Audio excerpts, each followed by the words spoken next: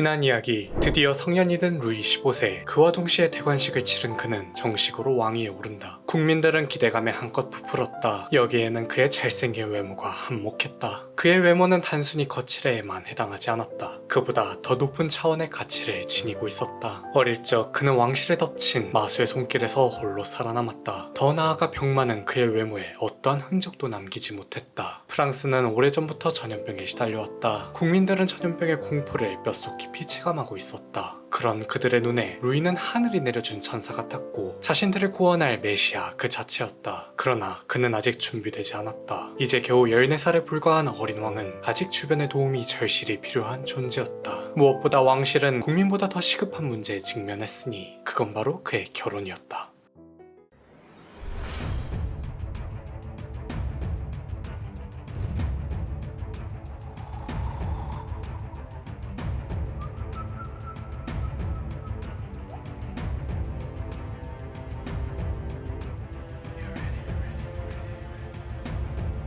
역사로 알아보는 경제 이야기, 방점의 경제사.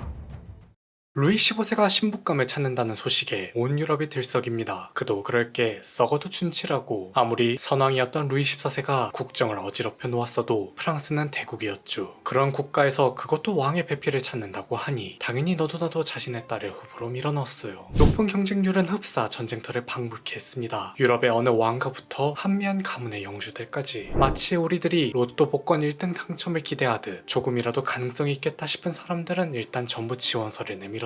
이에 왕실은 쉽게 갔어요. 귀천 상훈 배제 원칙에 적용하여 상향 지원자들을 바로 배제했습니다. 그래도 2차에 진출한 후보만 99명이나 되었죠. 이후 왕실은 루이와 비슷한 또래만 남겨요. 그러자 17명으로 줄어들었습니다. 이때부터 정치와 종교 그리고 경제적 이익을 모두 고려하기 시작했죠. 특히 앞서 살펴봤듯이 타산 가능 여부를 최우선 조건으로 삼았는데요. 그리하여 최종에서 4명의 후보자만 남게 됩니다. 영국의 공주 앤과 아멜리아, 콩대 가문의 루이스와 알렉산드린이 각각 이름을 올렸죠. 드디어 이 중 한 명만 고르면 되었어요. 하지만 놀랍게도 최종 선택은 다른 사람이 받게 됩니다. 왜냐하면 이들 배후에는 부르봉이 있었기 때문이죠. 사실 영국의 공주들은 그와 정치적으로 엮여 있었어요. 다른 두 사람도 다름 아닌 부르봉의 여동생이랍니다. 자신의 출세를 위해 이들을 이용하는 것이 너무 노골적으로 드러났죠. 고로 반대파와 부딪혀 무산돼요. 결국 전부 뒤엎고 처음부터 다시 시작해야 했습니다. 부르봉은 발빠르게 움직였죠. 일부러 탈락자들 중 가장 형편없는 출신을 찾았어요. 그래야 자신뿐만 아니라 다른 사람들과도 접점이 전혀 없을 거고 오히려 자신에게 부채감을 심어줄 수 있는 좋은 기회가 될 테니까요. 그리고 이 모든 조건에 완벽히 부합하는 인물이 등장합니다.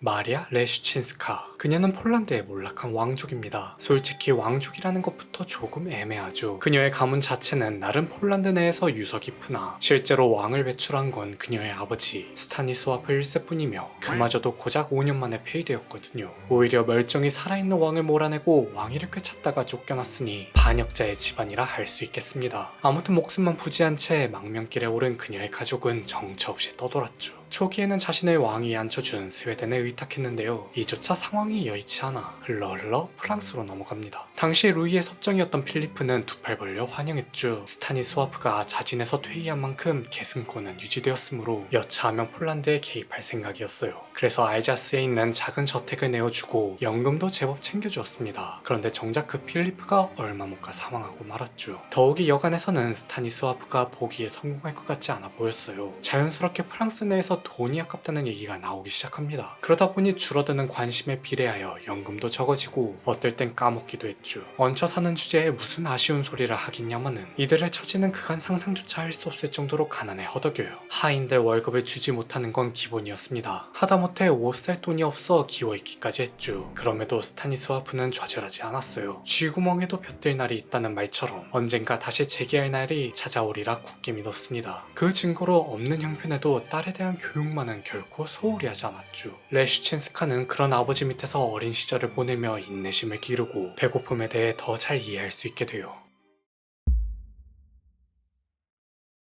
그녀는 아버지의 희망 그 자체였습니다. 가나는 그녀의 언니를 데려갈 정도로 혹독했지만 시련이 다가오면 다가올수록 그녀는 한층 더 단단해졌죠. 그녀의 유일한 단점은 아버지를 닮은 외모라고 하는데요. 그녀는 그조차 승화시킬 정도로 다양한 매력을 뽐냈습니다. 음악과 춤, 그리고 교양의 외국어 등 무엇 하나 모자람이 없었고 특히 우아한 태도와 기품은 타의 추종을 불허할 정도였으며 늘씬한 몸매까지 더해져 세련된 미녀로 알려졌죠. 이때부터 그녀를 향한 청혼서가 쏟아져요. 슬슬 결실을 맺을 차례가 온 겁니다. 아버지는 가장 좋은 혼처를 물색하기 시작했죠. 그러나 이는 여간 쉬운 일이 아니었어요. 늘 가난이 발목을 잡았습니다. 괜찮은 남자를 찾으면 형편없는 결혼 지참금 때문에 또는 별 볼 일 없는 신분 때문에 거절당하기 십상이고 정작 먼저 다가오는 남자는 반대로 신분이 낮아 곤란했죠. 그렇게 시간은 속절없이 흘러요. 슬슬 꽉 차가는 홍기에 모두 압박을 느꼈을 것 같습니다. 다행히 끝없는 기다림은 기회로 작용했죠. 바로 이 순간 부르봉이 구세주처럼 찾아온 거예요. 그런데 당시 두 사람 사이에는 혼담이 오고 가는 중이었습니다. 그런 그가 대뜸 자신이 아닌 다른 사람, 그것도 국혼을 주선했죠. 이게 어찌된 일일까요? 실상은 이러했습니다. 사실 부르봉에게는 프리부인이라고 하는 정부가 있었죠. 그리고 두 사람의 혼사는 바로 그녀가 꾸민 일이었어요. 그는 일찍이 전처와 사별한 뒤 그녀와 인연을 맺게 됩니다. 아직 자녀가 없었던 그는 대를 잇기 위해서라도 재혼이 불가피했죠. 그녀의 입장에서 웬만하면 만만한 상대를 후처로 맞이하고 싶었을 거예요. 그게 바로 레슈친스카였습니다. 하지만 우습게도 두 사람의 혼사는 예비 시어머니의 반대로 어그러지고 말았죠. 따라서 이왕 이렇게 된 거 무의하고라도 맺어질 수 있도록 유도한 거예요.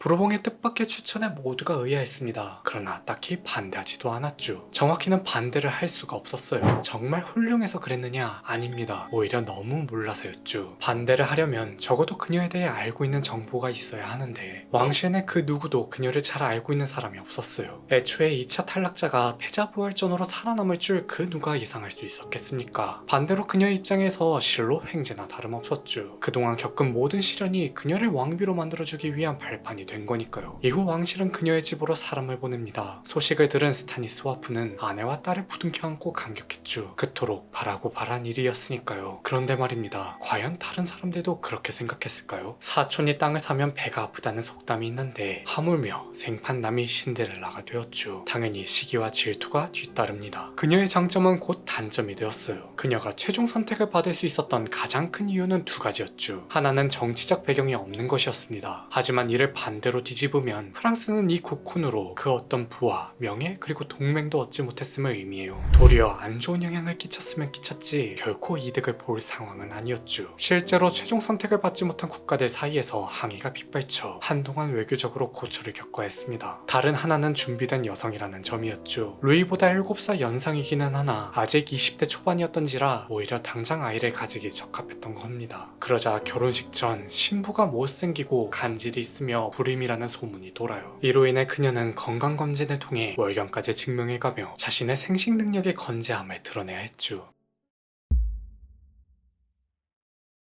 물론 그녀가 이 모든 논란에 맞서 속 시원하게 해명을 내놓아도 비난은 멈추지 않았습니다. 종지부를 확실하게 찍을 필요가 있었어요. 이에 프리부인은 그녀에게 초상화를 준비하라고 지시했죠. 어차피 남들이 백날 떠들어봐야 국왕이 마음에 든다 말 한마디 하면 끝날 일이었으니까요. 그래서 그에게 보여줄 초상화를 그리게 한 겁니다. 그녀의 초상화를 받아든 루이는 그야말로 넋을 잃었죠. 마치 운명의 상대를 마주한 듯 한참을 보더니 겨우 입을 떼요. 제가 지금까지 본 여성 중 가장 사랑스럽네요.